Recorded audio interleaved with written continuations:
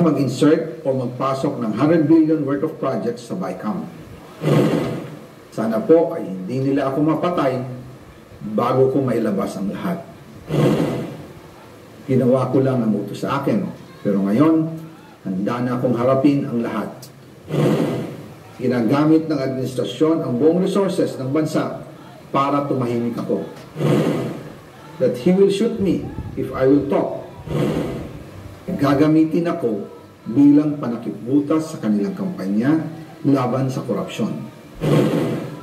Hindi na ako mananahimik, ilalabas ko ang lahat ng katotohanan. May resibo, may ebidensya, at may pangalan. Para sa bawat Pilipino, alam ko na buo ang galit ninyo sa akin ngayon. Nauunawaan ko rin kung bakit. Lalo na at malaki ang halagang nakataya. Pero bago kayo humusga, hayaan ninyong ipaliwanag ko ang buong katotohanan. Matagal akong hindi nagsalita dahil may direktang utos sa akin. Huwag nang bumalik ng Pilipinas at manahimik na lamang. Umalis ako noong July 19, 2025 para sa aking medical check-up. Nakaplanong bumalik pagkatapos ng SONA ni Pangulo. Pero habang papauwi na ako, tinawagan ako ni dating Speaker Martin Romualdez at sinabihan, "Stay out of the country. You will be well taken care of as instructed by the President." Noon naniniwala pa ako sa kanila, kaya't hindi ako bumalik. Tumikom ang aking bibig, sumunod ako, pero ang hindi ko alam, ang ibig pala nilang sabihin sa aalagaan ka namin ay gagamitin ako bilang panakipbutas sa kanilang kampanya laban sa korupsyon. Ginawa nila akong poster boy ng kanilang sariling kasinungalingan. Ngayon, hindi na ako mananahimik, ilalabas ko ang lahat ng katotohanan. May resibo, may ebidensya, at may pangalan. Nagsimula ito nung tumawag si Sekmina Pangandaman sa akin nung nag-umpisa ang BICAM process last year, 2024. Ang sabi niya, katatapos lang ng meeting nila ni Pangulo at may instructions na mag-insert o magpasok ng 100 billion worth of projects sa BICAM. At sinabi pa ni Sekmina, you can confirm with Yusek Adrian Bersamin dahil magkasama sila sa meeting ni Pangulong BBM noong araw na yon. Tinawagan ko po agad si Yusek Adrian Bersamin at tinanong ko kung may instruction na ba ang Pangulo na magpasok ng 100 billion during their meeting. Ang sabi niya ay totoo nga po. Right after our conversation, tinawagan ko po si dating Speaker Martin Romualdez at nireport ko ang instructions ng Presidente to insert the 100 billion projects. At sinabi niya sa akin, what the President wants, he gets. After ng ilang araw, nag-set po ng meeting si Sekmina Pangandaman at Yusek Adrian Bersamin sa amin ni dating Speaker Martin Romualdez sa Aguado Building in front of Gate 4 ng Malacanang at nandun din po si Yusek Jojo Cadiz. Hey, hey! Good morning, ladies and gentlemen of the jury. Puwersa 99.9% sa Puwera, sa Luzon, sa Visayas, sa Mindanao, maging sa buong mundo. Oh. Mr. Juror po, Dr. Sixto Kitkilates Nagari po lamang ang inyong abang lingkod, PhD Public Administration, honoris causa. Ako po ang founder ng Philippine Trial by Jury Movement / Partido KKK 2.0 Demokratiko. Ang aking pong advokasya, ating advokasya, I should say, ano, kasi itong partidong ito ay partido nating Puwersa 99.9% sa pera. Ang ating pong advokasya, dakila, no, at dalisay. Ipagpatuloy po natin ang naunsyaming himagsikan, no, noong 1892 ni Nagat Andres Bonifacio upang maitatag ang malayang bayan ala demokrasya ng USA, United States of America. Ano po? Powered by jury of we, the sovereign Filipino people, justice system. Yan po ay kambal ko po ng demokrasya, at yan po ang the epitome of democracy, ang pundasyon, esensya at puso ng demokrasya. Kapag yun po ang justice system sa ating bayan, never na magiging sindikato ang buong gobyerno, sapagkat agaran himas-rihas lahat ng mga salot na traidor at kawatan na kuno ay mga politisyan. Pero balikan po natin itong kahindik-hindik po na nangyayari ngayon, na ito po ay produkto na hukumang trial by palakasan, kabukto ta hukumang trial by palakasan na siyang pinauso sa bayan. So, ang sustansya na ito po mga sinasabi ni dating congressman Saldi Co, na siyang chairman ng Appropriation Committee, House of Representatives. May tinawagan daw po siya ni DBM Secretary Nina Pangandaman. Nakita nyo naman, lakas na loob nila, nakamadahin ng pondo. Although, posible talaga yung sinasabi niya na si Pangulong BBM ang nag-utos na i-insert yung pong 100 billion sa pondo. Simple talaga. Bakit naman? May mga nagsasabi, may narinig ako kontra-argumento. Kung kukurakutin ni PBBM ang pondo, bakit pa niya kailangan i-insert? Kahit saan naman yung pondo, pwede niya kurakutin Di po ba? Pero sagot doon, simple lamang Diba? Pagka in-insert nito po ni Saldi Co sa budget, pwede niya ngayong ilako, ibenta. Diba? Allocable funds, diba? So, i-alok niya sa mga kongresista. Diba? At din maniningil siya ng komisyon, ng kotong. Siya ay tumatayong bagman para ligtas sa pananagutan. Ito pong si Speaker Martin Romualdez, diba? May bagman sila. Gano'n naman diba?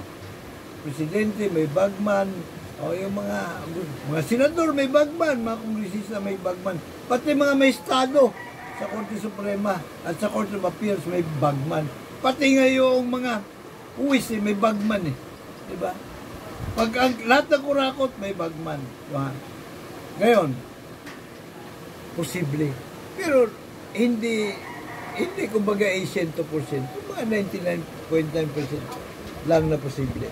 Ito namang si Yusek Adrian Bersamin, meron din po itong K na magsalita patungkol sa mga bagay-bagay, lalo na sa pondo, at sa mga, kasi siya po ang hepe ng Presidential Legal Liaison Officer. Na siya ang layas ng layas papunta sa Senado at sa Kamara para makipagsabuhatan. So meron din po siyang karapatan. At may karapatan din po siya kumbaga may kredibilidad na magsabi na galing mismo sa kay PBB mag-instruction. Si Speaker Romualdez naman, siyempre nasabi niya kung ano gusto ng hari, siya mangyayari. Diba? Ito yung sustansya, kumbaga, sa testimonya ad testificandum nito pong si dating Appropriation Chairman Saldi Co ng Kamara de Representatives. But, hold your horses, ladies and gentlemen of the jury. Sisirin pa po natin. Sisirin pa po natin ang mga ganap bago tayo maglapag ng ating verdict. So, come on down.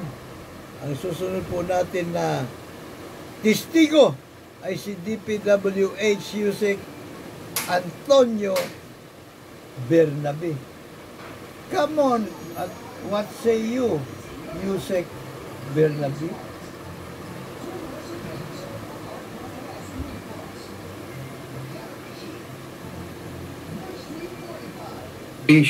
Supposedly for the office of the executive secretary.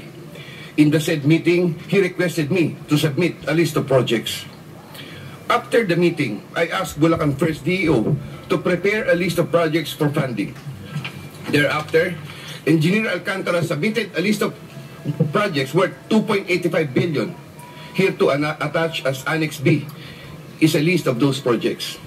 Subsequently, I submitted this list to Yusek Olivar. Yusek Olivar told me that the commitment is 15%. In his words, boss, 15 yan. Thereafter, the DPWH received a special allotment release order for 2.85 billion for the projects listed in Annex B. Engineer Alcantara, from time to time, would collect and deliver the agreed 50% commitment to me, which I delivered or caused to be delivered to Yusek Olivar in Magallanes, Makati, and other places.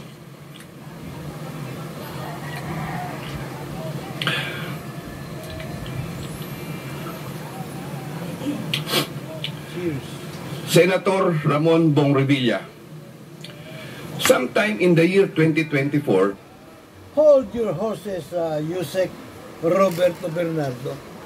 Ay so, ang sustansya po rito sa testimonya na ito ng ating witness na si Yusek DPWH Yusek Antonio Bernardo ay yung pong papel di umano na ni Yusek Olaybar na parang tumatayong bagman no ni Executive Secretary Lucas Bersamin. Kung totoo, ito pong testimonya ni Yusek Bernardo. Ano ho? So, dito mukhang di umano may papel na ginagampanan sa kurakutan itong si Yusek or si Executive Secretary po Lucas Bersamin. No? Pero hold your horses pa more, ladies and gentlemen of the jury. Ano po? Sisid marino pa po tayo ng konti bago po natin inapag ang ating verdict, ang hatol ng jury. Ano po? So, tawagin po natin naman ang ating kasunod na witness. Walang dilitiba kung di ito pong si Congressman Toby Tiangco. Kung Toby, shout out muna tayo sa 1PH, 1PH, The Big Story, na tropa ni na Idlinggaw at iba pa. Dahil sa kanila po galing, ito pong ating mamaritisin na content. Come on, Yusek. Yusek tuloy. Kong Toby, what say you? About the corruption in government projects and in the budget. Yeah. If you don't mind, I'd like to go a little bit into more detail. Exactly how much did the President appear to know, how much detail did the President appear to know about the goings-on as far as corruption in the House were concerned? Okay, ganito. Okay, pinatawag kami. It was a family Sunday lunch. Yes, sir. When I arrived there, wala po si former Speaker Martin Romualdez. Then pinatawag siya. I think he was late at that time. Dumating siya doon, and after lunch, pinapasok kami doon sa parang office ni Presidente, at pag-upo namin, nagalit siya. Okay, ganito ang eksaktong sabi niya. Pag-upo namin, sabi niya, Martin, kayo ni Saldi, kinukuha nyo lahat ng pera ng executive branch, yung mga flagship projects, kinukuha nyo yung mga pondo. Kaya 3 taon na ako dito, wala pa akong napapagawa dahil sobra na kayo sa Congress. at sobra ang corruption dyan sa inyo sa Congress. Yun yung eksaktong sinabi niya. At sabi niya, alam mo na wala akong natatanggap dyan. Ang bihira naman to. Meron naman patalastas. Patalastasin, no? Dali tama, patalastas nga. Ang bihira pa sa patiso. So, ang huli sinabi ni Kong Tiangco, Tubi Tiangco, wala di umanong tinatanggap itong si PBBM sa Kurakotable Fund, sa kinurakot na pondo dito po sa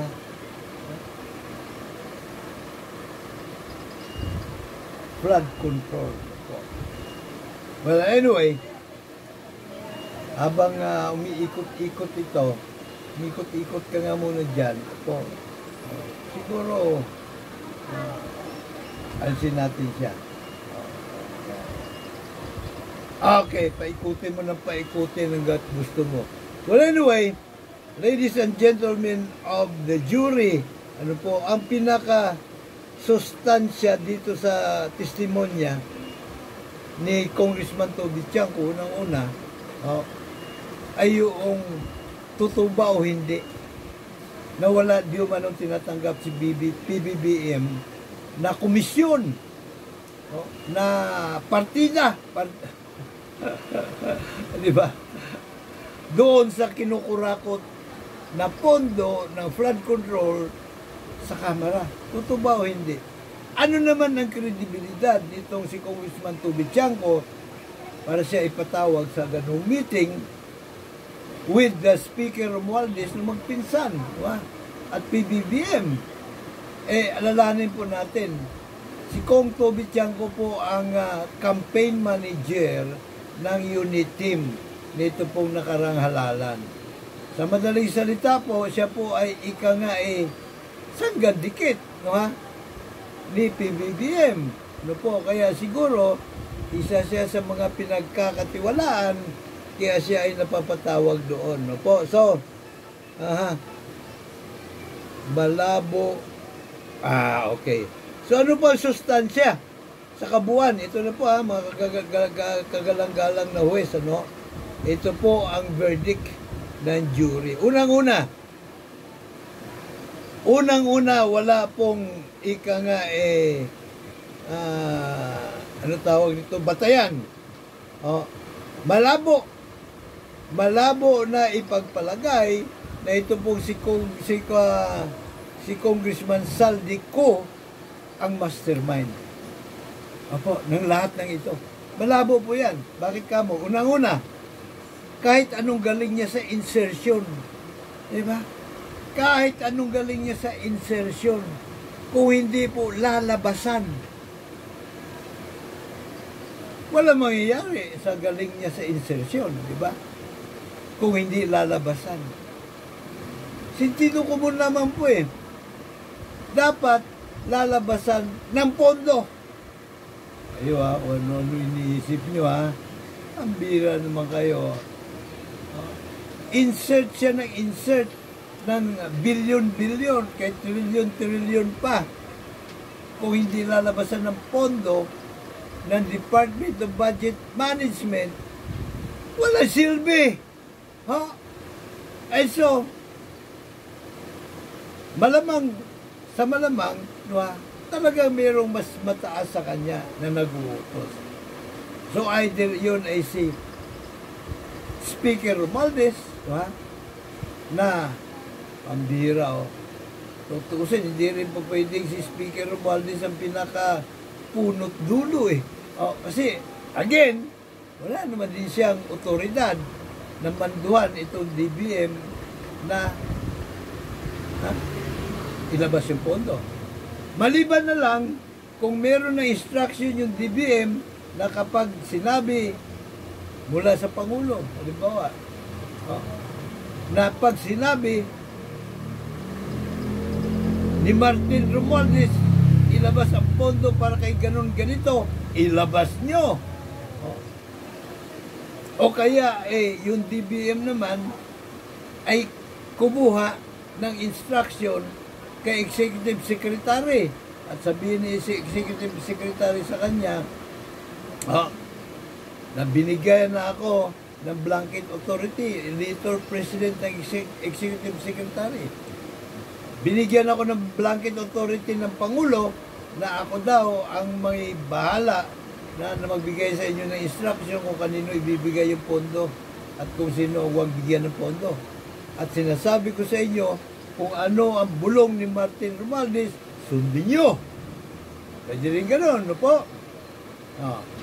So, isip-isip po tayo, ha? Ang mga bagay-bagay ay dapat nating timbang-timbangin, takal-takalin, kilatisin, no po, sukatin, ano po, para po matalino ang ating pong ibubuga na sentido komon. And so, bagaman si BBM, no, ang nagbibigay ng basbas sa DBM, no po, maring bibigyan niya ng blanket authority si Executive Secretary Lucas Bersamin. Pero, posible din, nagawa-gawa lang ni Lucas Bersamin ang kwento. Na kumbaga kinasabwat niya lang yung DBM, o kung nang bala dito ha, nagsabwatan sila with Speaker, with Cheese Escudero, no ha, para i-release yung pondo.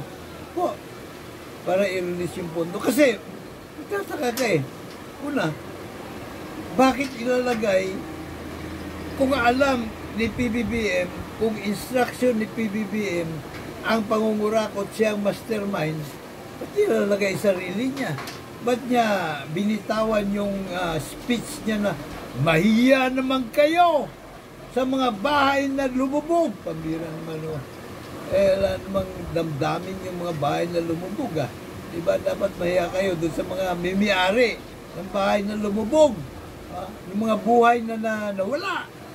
Yung mga ari-arian na napinsala. Yung mga gamit na nabaha. Yun, doon kayo mimiari. Doon kayo mahiya, ano po. Diba?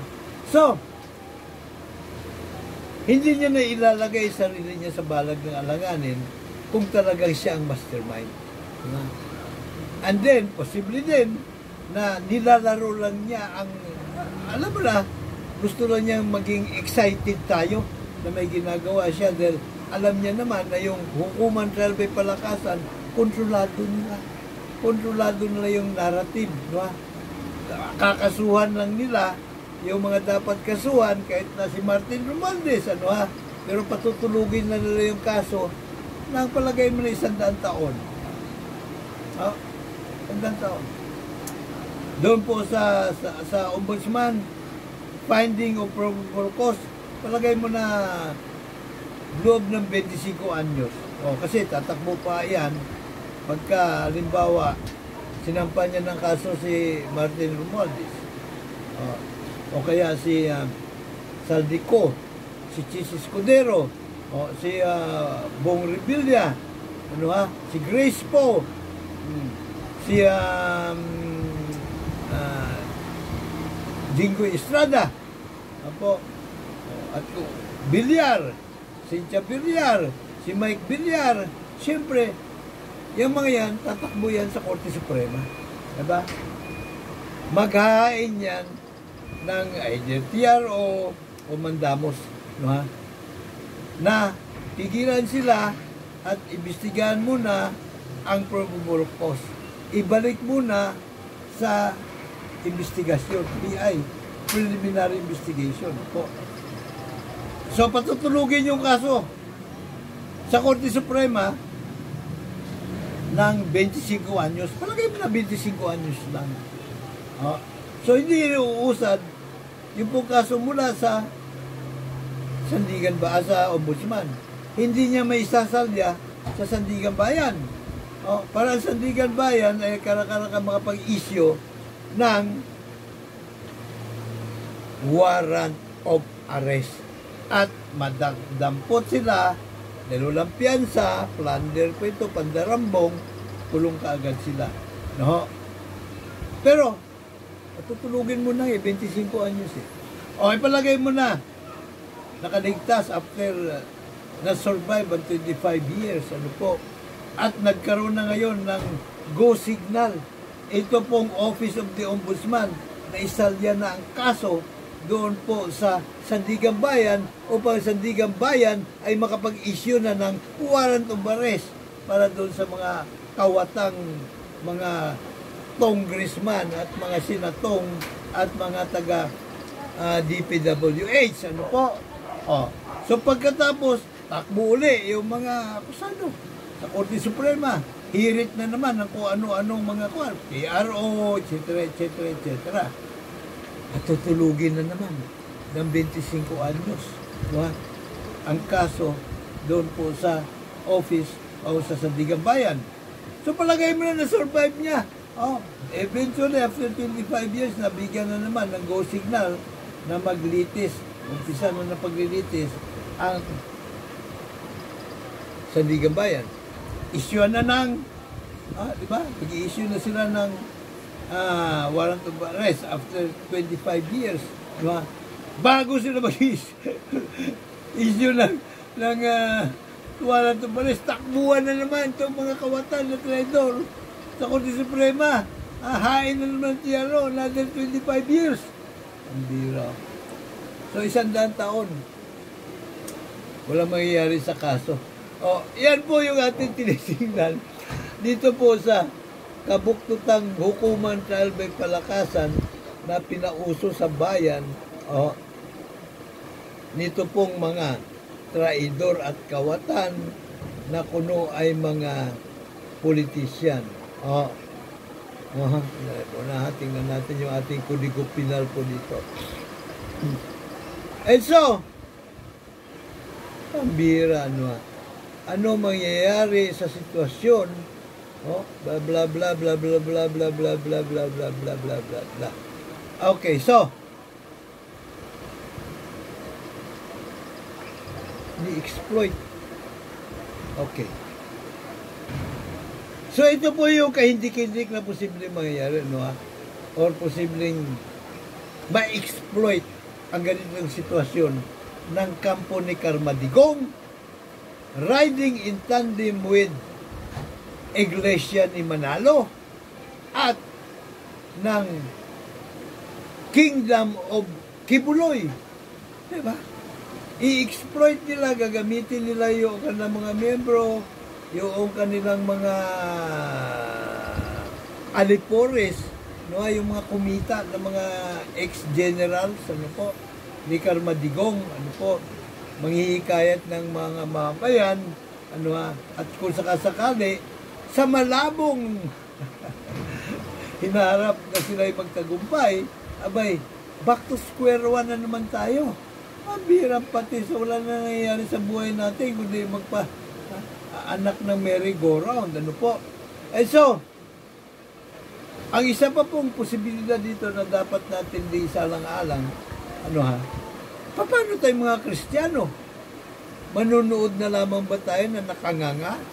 Habang sinisira ng mga kampo ni Carmadigong at yung kaniyang mga alipore sa Iglesia ni Manalo at Kingdom of Kibuloy, habang ang ating lipunan ay kanang binababoy, manunood na lang tayo, mga Kristiyano, samantalang 99 palagay mo lang, 90% sa mga Pilipino, mga Kristiyano Pababayaan na lamang ba natin sila? Nababuyan na naman ang ating lipunan? Abay, wag naman po, wag naman. Pero hindi ko sinasabi na tayo ay mag-alsa. Alsa balutan, tayo mga Kristiyano, hindi po.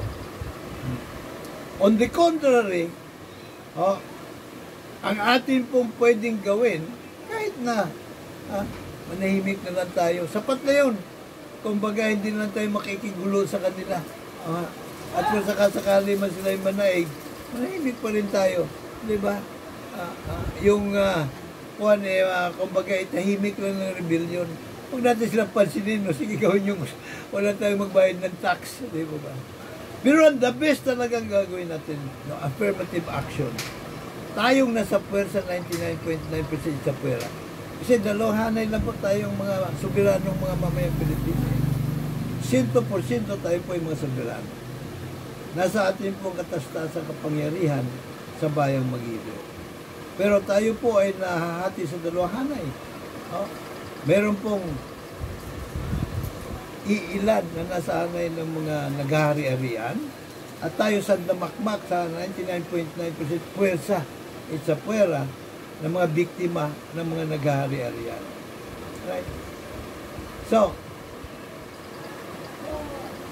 tandaan po natin, balikan po natin ang tanong kasaysayan. 133 anyos ang nakalipas. Taong Hulyo 7, taong 1892. Nagpasya po ang ating mga ninuno. Sa pamumuno ni Gat Andres Bonifacio at sina Ladislao Diwa, Jose Dizon at iba pa, ano po, nabuwis buhay, magtatag ng isang lihim na katipunan, lihim na samahan, ang kataas-taasan, kagalang-galangan, katipunan ng mga anak ng bayan, at buwis buhay na ipaglaban para sa kapakanan po natin sa ngayon. Po. At sa mga susunod pa dapat natin mga salinahe. Ano po? Ipaglaban ang malayang bayan. Malayang bayan ala demokrasya ng Amerika. Demokrasya ng Amerika powered by jury of we the people justice system. Alalahanin po natin yung pong Gettysburg Address nito pong si US President Abraham Lincoln. Ang sabi niya, tayong mga nabubuhay, wala na po tayong magagawa sa ngayon eh. Na may pagpag o may bawas pa sa ginawa ng ating mga kababayan na sa lugar na ito ay nagbuwis ng buhay at mga nakaligtas sa digmaan upang gawing sagrado ang lugar na ito. Libingan ng mga bayani. Mananay. Kung meron man tayong dapat gawin at magagawa pa, no ha, ay yun ay huwag nating hayaan na yung itinatag dito na pamahalaan ng ating mga ninuno 407 years ago, 87 years not all in all yun, dahil ang one score ay 20 years. Ano po? So 4 scores, 80 years plus 7, 87 years. Huwag natin hayaan na ang itinatag na pamahalaan ng ating mga ninuno sa lugar na ito ay maglaho sa balat ng lupa. Ang gobyerno ng taong bayan, pinatatakbo ng taong bayan para sa taong bayan. Yun po may pakahulugan ni President Abraham Lincoln sa demokrasya. A government of the people, by the people, for the people. At ang pangunahin po na sovereign power ng the people sa isang demokrasyang bansa ay ang karapatan sa hukuman trial by jury. Ano po? Yan po ay cornerstones of democracy. Iyan po ay kasangkapan ng kalayaan. Yan po ay tabak, kalasag at tabak ng mga mamayan laban sa mga traidor at kawatan na nailuluklok ng komulikotong sa buong pamahalaan. Opo. Kung kaya po ang karapatan sa trial by jury hindi lamang po nakaukit sa original na teksto ng 1787 United States Republican Constitution, pinalua pa po ng ilang amenda, amendment, 10 amenda sa Bill of Rights noong 1791. At kabilang na doon prominente, siyempre, yung karapatan sa trial by jury of the people. Nakaukit sa Bill of Rights ng Saligang Batas ng United States Constitution. At yan po mismo ang isinulong, ang dalisay at dakilang adikain na isinulong buwis buhay na pinaglaban natin mga ninunong Katipuneros sa pamumuno ni Gat Andres Bonifacio na atin na namang gugunitain ang kanya pong ligasiya sa Nobyembre at 30. Ano po?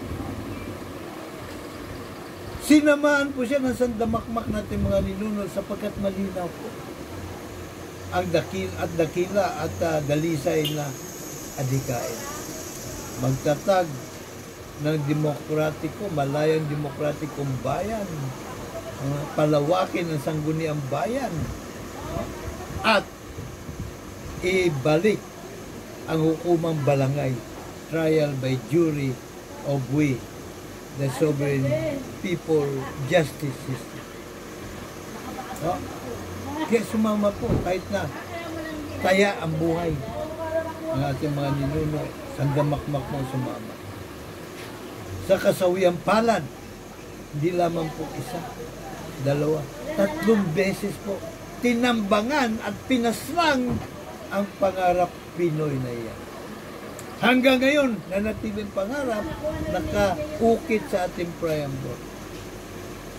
Kami, 1987 Constitution, ang mga soberanong mga mamamayang Pilipino, umiring ng gabay at patnubay sa puong may kapal upang makapagtatag ng makatarungan at makataong lipunan at makapagbuo ng gobyerno pamalaan na tataguyod ng aming mga mithiin at adhikain at sisiguraduhin lahat, halos lahat kami, ang mga mamaya, kundi man lahat, ay makikinabang sa biyaya ng demokrasya at kalayaan.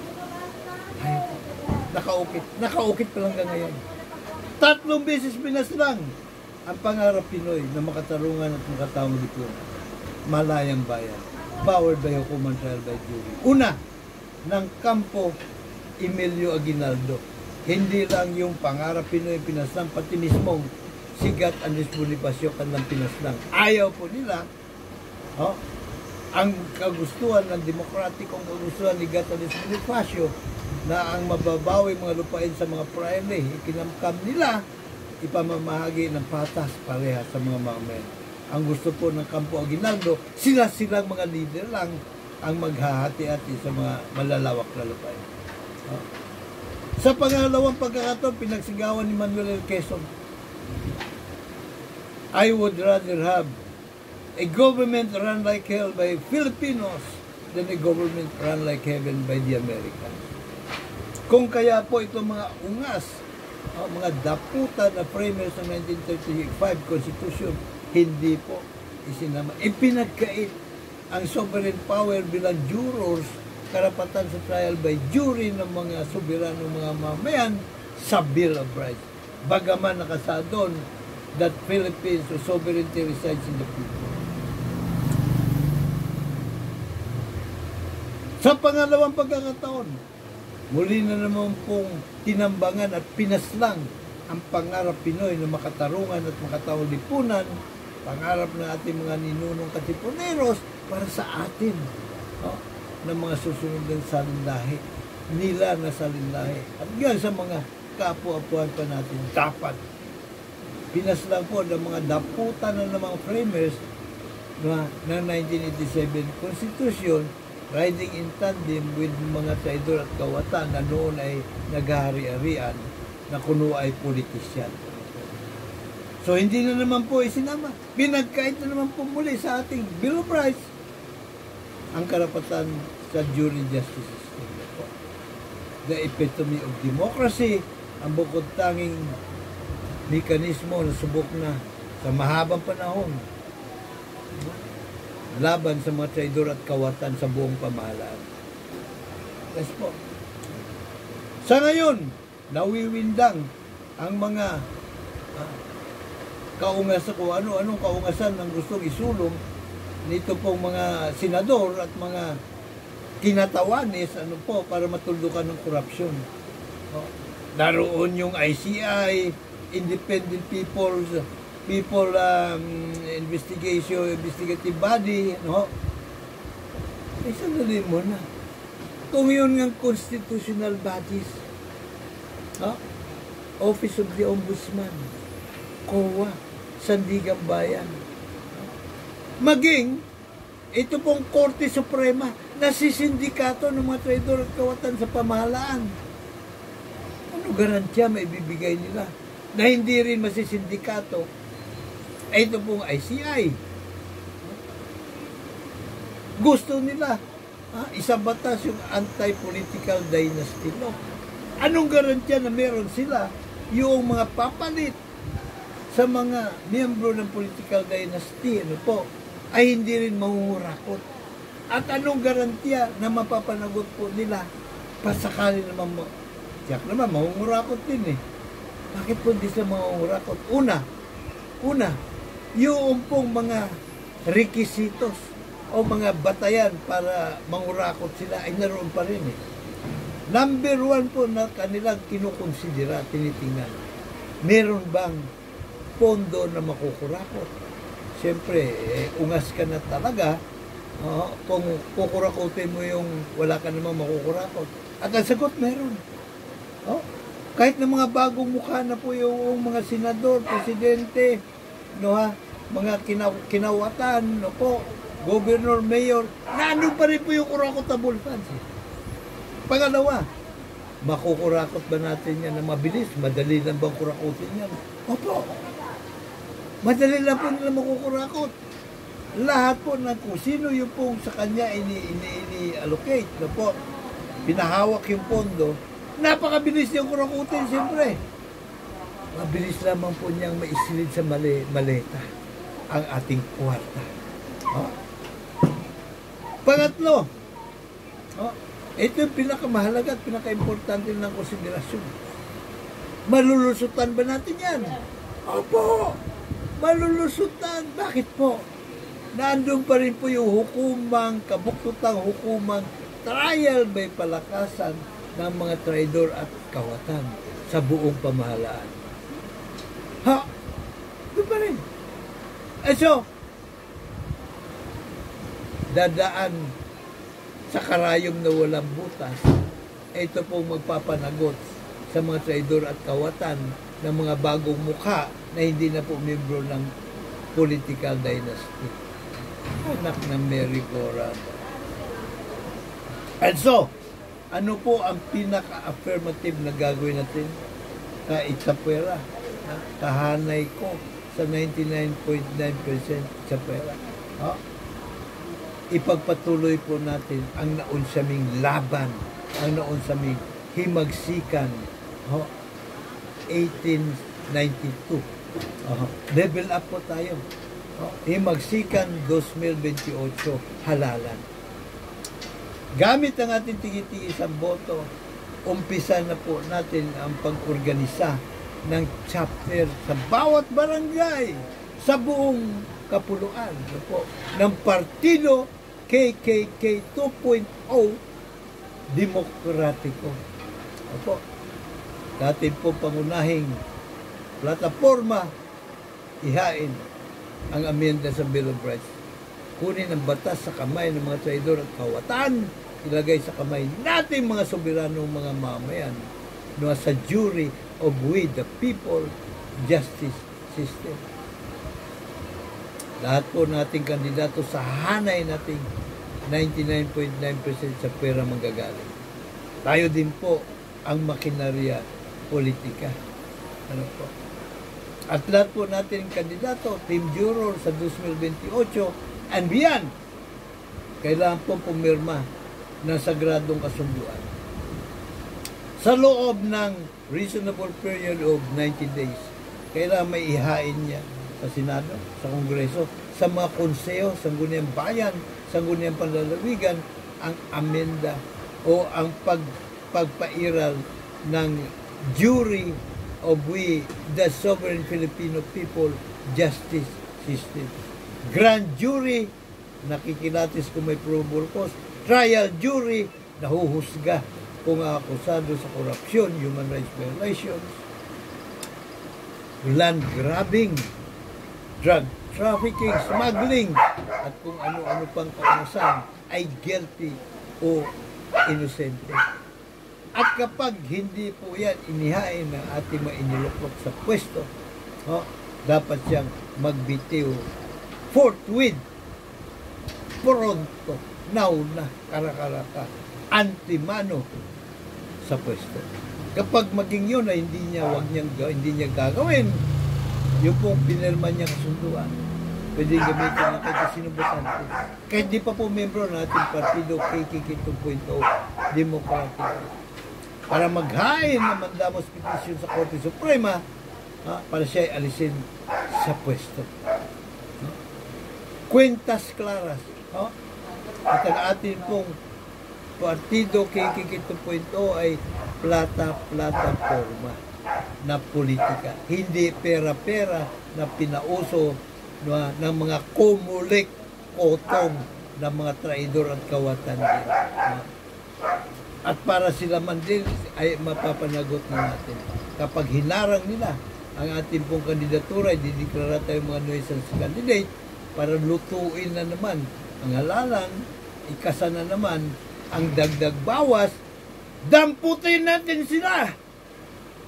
Gamit ang ating sovereign power, citizens arrest ang aabutin nila sa atin. Pipito lamang yung mga hinayupak na yan. Milyon-milyon tayo.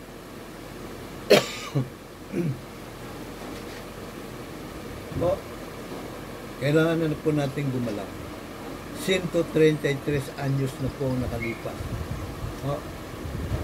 Nung isinulong ng ating mga ninuno ang ating pong kapakanan, karapatan, at kinabukasan. Hindi lamang natin sa kasalukuyang henerasyon, kundi maging sa mga susunod pa po natin salinlahi, hanggang sa mga susunod natin pong mga